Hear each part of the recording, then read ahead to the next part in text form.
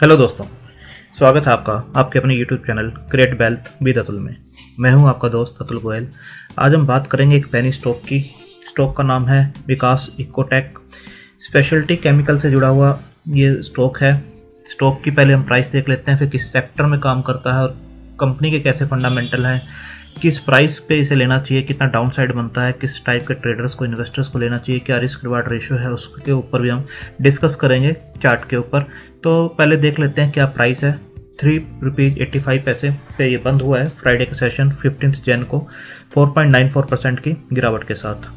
आप देख सकते हैं प्रीवियस क्लोज जो था 4.05 का था और हाई जो था 4.20, ओपन होता है 4.10 पर, लो जो बनाता है 3.85। एक सर्किट में फंसता हुआ है ये नज़र आ रहा है। बीच बीच में ये जरूर निकलने की ट्राई की थी इसने सर्किट से, बट सर्किट में ही ये क्लोज हुआ है 3.85% के आसपास। अगर 5 डेज का आप देखेंगे तो जो लो है 3.60 का है, यहाँ पर भी 3.60 इसने बनाया है और उसके बाद जो स्टॉक है ऊपर गया है 4.05 और अगेन 3.85 के आसपास बंद हुआ है। 1 मंथ का चार्ट आप देखेंगे तो 3.70 का लो है और 3.85 के आसपास इस टाइम चल रहा है। 6 मंथ का अगर आप देखेंगे तो आप देखेंगे 10-11 रुपये तक स्टॉक गया था और अभी आपको 3.85 के आसपास ये मिल रहा है। 1 ईयर का भी आप देखेंगे तो जो स्टॉक ₹1 के आसपास जहाँ ट्रेड किया करता था, उसके बाद ये स्टॉक 10-11 रुपये तक गया है और उसके बाद अब 3.85 के आसपास ट्रेड कर रहा है। तो कंपनी क्या करती है, किस सेक्टर से बिलोंग करती है, वो हम देख लेते हैं। अब कंपनी देख पा रहे हैं विकास इकोटेक, स्पेशलिटी एडिक्टिव्स, ये इनके प्रोडक्ट्स हैं। और इसके बाद आप देख सकते हैं plastic compounds, TPR, TPE, EVA, recycled materials हैं, PVC, PET। NSE BSE दोनों पे लिस्टेड है। Who we are, Vikas Ecotech is a leading provider of high and speciality chemical to customers across the world. We are passionate about finding initiative solutions. तो आप देख सकते हैं इनको आपने जरूर देखा होगा, विकास गर्ग जी को, इनको देखा होगा आपने विकास मल्टी कॉर्प में। तो इस टाइप की इनकी वेबसाइट है। अब हम बात करते हैं इनके फंडामेंटल्स पे। मार्केट कैप है 108 करोड़ का, ROCE है 5.01 की, ROE देखेंगे माइनस में है 3.90% की। डेट कंपनी के ऊपर दिखाई देता है 150 करोड़ का। डेट टू इक्विटी रेशियो देखेंगे तो 1.08 की है, जो कि हाई नज़र आती है। प्रमोटर्स के पास जितने भी शेयर्स हैं वो हम चेक करेंगे कितने परसेंटेज है उनके पास, बट जो भी परसेंटेज है उसमें कुछ भी प्लज नहीं है, 0% प्लज है। प्राइस टू बुक वैल्यू देखेंगे तो 0.77 है, यानी जो बुक वैल्यू है 4.98 की बनती है, वहाँ से शेयर जो है 23% के आसपास आपको डिस्काउंट पे मिल रहा है बुक वैल्यू से। फेयर वैल्यू जो फेस वैल्यू है वो 1 की है। डिविडेंड पे नहीं करते हैं, डिविडेंड हम देखेंगे पे करते हैं, बट 2020 में इन्होंने पे नहीं किया है। आप यहाँ देख सकते हैं 2015, 16, 17, 18, 19 5% का जो डिविडेंड था इन्होंने पे किया था, बट 2020 में इन्होंने पे नहीं किया है। बोनस देखेंगे तो 2014 में बोनस डिक्लेयर किया था इन्होंने 3:2 की रेशो में। स्प्लिट देखेंगे तो 2014 में स्प्लिट किया था, 10 की जो ओल्ड फेस वैल्यू था वहाँ से 1 का फेस वैल्यू इन्होंने किया था। तो आप देख सकते हैं डिविडेंड 2020 में इन्होंने पे नहीं किया, इसलिए डिविडेंड यील्ड 0 है। हाई अगर देखेंगे 11.6 का है, लो 0.95 का है, जो अभी कोविड टाइम पर इन्होंने बनाया है। इसके बाद अगर स्टॉक को देखें, स्टॉक जो है 50 DA में ये जो लाइन है और 200 DA में दोनों से ही नीचे काम करते हुए आपको दिखाई दे रहा है। यहाँ पर इसने नीचे ब्रेक किया था और उसके बाद से ये नीचे ही बना हुआ है। इसके बाद हम रिजल्ट्स पे अगर गौर करें, क्वार्टरली रिजल्ट्स पे पिछले कुछ क्वार्टर्स के, तो सेल्स जो 110 की हुआ करती थी वो अब 43 के आसपास की रह गई है। अगर कोविड से पहले की भी बात करें तो 50 के आसपास की हुआ करती थी, 50 उसके बाद भी ये और डाउन आती हुई है। जून क्वार्टर से इम्प्रूव हुई है बट स्टिल डाउन है। OPM अगर देखेंगे 18.70 के जो OPM हुआ करते थे वो 14.99 यानी 15% के आसपास के हैं। ऑपरेटिंग प्रॉफिट 20.59 का जो था 6.53 के आसपास का है। नेट प्रॉफिट 10.78 का हुआ करता था दिसंबर 2017 में, वो 1.85 के आसपास का आपको दिखाई दे रहा है। और पिछले 3 क्वार्टर से दिसंबर 19, मार्च 20, जून 20 के बाद सितंबर क्वार्टर जो है इनका प्लस आया है और उसके बाद अब नेक्स्ट क्वार्टर देखना होगा दिसंबर 20 के क्वार्टर किस टाइप के ये रिजल्ट्स देते हैं। अगर ईयर ऑन ईयर कंपैरिजन करें, जो सेल्स मार्च 2009 में थी 44 करोड़ की, वो आपको 192 करोड़ के आसपास पहुंचती हुई बिल्कुल नज़र आएगी। बट मार्च 2009 से 19 से कंपेयर करें तो वहाँ से गिरावट है। और 2017 से आप देखेंगे तो ये डाउन होती हुई आपको नज़र आ रही है। ओपीएम देखेंगे 3% जो हुआ करते थे वो 6% के आसपास हैं, जो कि बीच में 22% तक भी पहुंच गए थे 2018 में, बट अब 6% के आसपास ये काम कर रहे हैं और पिछले साल से भी कम है। ऑपरेटिंग प्रॉफिट जो 1 करोड़ के आसपास थे 12 करोड़ के आसपास ये पहुंचे हैं, बीच में 68 करोड़ के आसपास भी 2017 में पहुंच गए थे।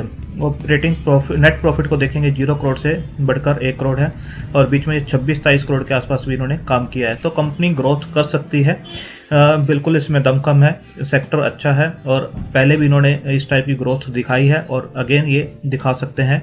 तो आने वाला टाइम देखना होगा किस टाइप से ये काम करते हैं। अगर डेट को देखें, बुक्स के ऊपर जो डेट है 8 करोड़ की जो हुआ करती थी और 150 करोड़ के आसपास की है। आप देखेंगे कि डेट आपको इंक्रीज होती हुई नज़र आ रही है, 8 करोड़, 16 करोड़, 24 करोड़, देन 94, 118, 141 जो कि इंक्रीज होती हुई नज़र आ रही है। रिजर्व्स जो थे 3 करोड़ से इंक्रीज होकर 111 करोड़ के आसपास है।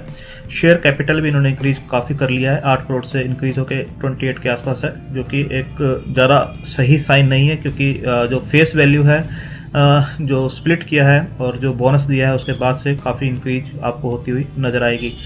इसके बाद आप देख सकते हैं एसेट्स जो है 26 से इंक्रीज होकर 363 करोड़ के आसपास के एसेट्स इनके हैं। तो बैलेंस शीट पे जो सेल्स है, ओपीएम है, वो ज़्यादा इंप्रेसिव नज़र नहीं आ रहा है अभी, बट पहले जिन्होंने जो रिजल्ट्स दिए हैं, अगर वैसे रिजल्ट्स ये डिक्लेयर करते हैं, कंपनी द्वारा ग्रोथ के ट्रैक पर आती है, तो फंडामेंटल्स जरूर इम्प्रूव हो सकते हैं। डेट एक मेजर कंसर्न जरूर है इस कंपनी का, जो कि 1 की रेशो से ऊपर है, डेट टू इक्विटी रेशो जो है। इसके बाद आप देख सकते हैं जो डेटर डेज हैं वो 205 के आसपास हैं, जो कि काफ़ी हायर साइड में आपको नज़र आएंगे, जो कि एक कंपनी के लिए ज़्यादा अच्छी चीज़ नहीं है। जो भी अपना माल बेचते हैं क्लाइंट्स को, वहाँ से जो रिटर्न्स पैसा आता है इनको, वो 205 डेज एवरेज डेज है वापस आने के लिए। शेयर होल्डिंग पैटर्न देखेंगे 39.53 का जो हुआ करता था वो फर्दर रिड्यूस होकर 32.96 के आसपास से भी रिड्यूस होकर 31.87 के आसपास हो गया है। एफआईआई की होल्डिंग जरूर इसके अंदर थोड़ी बढ़ती हुई नज़र आ रही है। आप देखेंगे स्टेक एफआईआई का पिछले कुछ सालों में बढ़ा है और 11.24 के आसपास ये पहुंचता है। डीआईआई का होल्डिंग 0 है इसमें। एफआईआई की पब्लिक की होल्डिंग जो 56.89 के आसपास है, जिसके अंदर कुछ स्ट्रॉन्ग हाथों में जरूर स्ट्रॉन्ग स्टेक्स आपको दिखेंगे 6% के आसपास, 2, 8, 9, 10, 11-12% के आसपास जो है, 13% के आसपास जो स्ट्रॉन्ग हाथों में है, बाकी 44-43 के आसपास जो स्टेक पब्लिक के हाथों में है। तो एफआईआई की होल्डिंग थोड़ी सी पॉजिटिव साइन है कि इसके अंदर एफआईआई इतने पैनी स्टॉक के अंदर है, इतनी छोटी कंपनी के अंदर एफआईआई बने हुए हैं, ये थोड़ा सरप्राइज्ड है। इलारा इंडिया है, आप देख सकते हैं, नोमुरा सिंगापुर है, इंडिया अपॉर्चुनिटी ग्रोथ फंड है, एलटीएस इन्वेस्टमेंट फंड है इसके अंदर। तो एफआईआई का स्टेक होना एक अपने आप में चुंगाने वाली बात है, इतने छोटे पैनी स्टॉक के अंदर होना। अब इसके बाद आप देख सकते हैं, जैसे मैंने आपको दिखाया कि प्रमोटर की जो रिवेन्यूज हैं वो इस टाइप से इनका ट्रेंड बना हुआ है रिवेन्यूज का। सितंबर में जरूर थोड़ी रिकवरी की है इन्होंने। अगर नेट प्रॉफिट को देखेंगे तो भी पिछले 2 क्वार्टर से अभी पॉजिटिव में है। नेक्स्ट क्वार्टर इनका देखना होगा, अगर अच्छे रिजल्ट्स देते हैं तो बिल्कुल यहाँ पर कुछ अच्छे साइन इसके अंदर शेयर में बन सकते हैं। प्रमोटर की होल्डिंग पहले जो थी प्लज थी, आप देख सकते हैं 23.46 के आसपास प्लज की हुई थी इन्होंने, बट अब कोई भी प्लज शेयर नहीं है, अपने सारा प्लजिंग जो है इन्होंने ख़त्म कर दी है।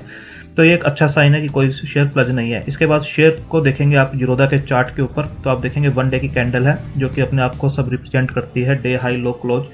तो ये शेयर जो था आप देख सकते हैं प्री कोविड टाइम के आसपास जो चलता था वो चलता था 3.4 के आसपास। इस टाइम भी स्टॉक ऑलमोस्ट वहीं के आसपास ही घूम रहा है। तो आप देखेंगे 2.5 से लेकर इसकी जो रेंज थी 4 के आसपास की रेंज थी, अभी स्टॉक उसके आसपास ही है। और कोविड टाइम के ऊपर ये 1 रुपये के आसपास भी ये स्टॉक गया था, 0.95 और 1 रुपीज़ के आसपास। वहाँ से इसने अच्छी रिकवरी देते हुए 5.5 का भी लेवल टच किया, यानी 5 गुना पैसा बनाया, अगेन करेक्ट हुआ और उसके बाद देखिए स्टॉक जो है इस लेवल तक भी ये गया, 11.5 रुपये के आसपास तक भी स्टॉक गया, 11 रुपये 35 पैसे, यानी 11-12 गुना इसने स्टॉक ने पैसा बना के दिया है। वहाँ से करेक्ट हुआ है, सर्किट टू सर्किट नीचे आया है, काफ़ी देर इस रेंज के अंदर कंसोलिडेट किया है। अब एक हॉरिजॉन्टल लाइन अगर हम ड्रॉ करें इसके ऊपर, जो आप देखेंगे इस लाइन के इस लेवल के ऊपर इसने पहले भी होल्ड किया था, सपोर्ट लिया था, वहाँ से स्टॉक ऊपर गया था। अगेन इस लाइन के ऊपर ही, ट्रेंड लाइन के ऊपर, इस लाइन के ऊपर ही अभी भी सपोर्ट ले रहा है, जो कि लेवल आपका निकल कर आता है। इसका लो अगर हम लेते हैं 3.55, यानी 3.5 के आसपास अगर स्टॉक आता है तो बिल्कुल इसे ले सकते हैं हम। अगर इस लाइन को ये होल्ड करता है, कंसोलिडेट करता है, जैसे पिछले कुछ दिनों से आप देखेंगे इसी लाइन के आसपास ये कंसोलिडेट कर रहा है और सर्किट टू सर्किट नहीं चल रहा है ज़्यादा, और इस लाइन के आसपास कंसोलिडेट कर रहा है। कुछ दिन नीचे चलता है फिर ऊपर, तो कंसोलिडेट हो रहा है इस लाइन के आसपास। तो इस लाइन को अगर होल्ड करता है तो बिल्कुल इस लाइन के आसपास लिया जा सकता है। अगर इस लाइन को ये ब्रेक करता है तो 2.5 के आसपास का लेवल, ये 2.5 टू 2.7 के आसपास का लेवल ये दिखा सकता है। जो शॉर्ट टर्म के ट्रेडर्स हैं वो 3.5 के आसपास इसको बिल्कुल ले सकते हैं। और जो टारगेट्स हैं, अगेन अगर ये रेजिस्टेंस जोन ये निकाल देता है, ये जो लाइन है, एक लाइन और हम ड्रॉ करते हैं, इस लाइन को अगर ये निकाल देता है जो कि 6.4 के आसपास का बनता है, यानी 3.5 रुपये के आसपास आप लेते हैं तो 6.4 के आसपास जाता है, तो 80-90% के रिटर्न्स ये बिल्कुल आपको दे सकता है। और अगर इस लाइन को ब्रेक करता है तो आप देख सकते हैं कि इस लेवल तक भी ये स्टॉक फिर जा सकता है। रिजल्ट्स इस क्वार्टर में अच्छे आएंगे या अगले क्वार्टर में अच्छे आएंगे वो देखना होगा, बट जो भी बैड न्यूज़ है इसके अंदर ऑलरेडी फैक्टर्ड इन है। 3.5 को होल्ड करना इसके लिए जरूरी है। अगर रिजल्ट्स खराब आते हैं या कुछ भी निफ्टी करेक्ट करता है, स्मॉल कैप इंडेक्स करेक्ट करता है, ये बिल्कुल 3.5 को ब्रेक कर सकता है। पेनी स्टॉक है, छोटा स्टॉक है, छोटा ही पैसा इसके अंदर लगाना चाहिए। तो आप अपने फाइनेंशियल एडवाइजर से डिस्कस करके अपने रिस्क टेकिंग कैपेसिटी के हिसाब से और अपनी होल्डिंग कैपेसिटी के हिसाब से ही इसे कंसिडर करें, क्योंकि छोटी कंपनी है, किस साइड जाएगी कुछ कह नहीं सकते इन स्टॉक्स का। बट एक टेक्निकल पॉइंट ऑफ व्यू से फंडामेंटल बिल्कुल अच्छे नहीं है, क्योंकि प्रमोटर की होल्डिंग कम है और डेट ज़्यादा है इसके ऊपर। तो उसके हिसाब से अगर देखें तो सिर्फ टेक्निकल पॉइंट ऑफ व्यू से 3.5 का अगर शेयर मिलता है और 6.45 के आसपास अगर इसे बेचते हैं तो भी आपको 80-90% अच्छा रिटर्न दे सकता है। डाउनसाइड रिस्क इस टाइम कम है इसके अंदर, और अपसाइड जो है अच्छी पोटेंशियल ये रखता है, क्योंकि अगर प्री कोविड लेवल के ऊपर भी देखेंगे तो ये स्टॉक इसी लेवल, इसी रेंज के अंदर ये काम किया करता था और यहीं से ये स्टॉक ने अच्छे रिटर्न्स भी दिए हैं। अगर इसके पहले के आप देखेंगे 2018 में जब सेबी के कुछ रूल्स आए थे जिसकी वजह से स्टॉक डाउन आए, तो उस टाइम पे ये 48 के लेवल के आसपास से स्टॉक जो है काम किया करता था, 48-49 के आसपास ये स्टॉक काम किया करता था, और अब ये सिर्फ जो है 3.85 यानी 90% के डिस्काउंट के ऊपर वहाँ से मिल रहा है। तो आप इसे कंसिडर कर सकते हैं अपने रिस्क टेकिंग कैपेसिटी के हिसाब से और अपनी होल्डिंग कैपेसिटी के हिसाब से, अपने फाइनेंशियल एडवाइजर से डिस्कस करने के बाद। थैंक यू, धन्यवाद।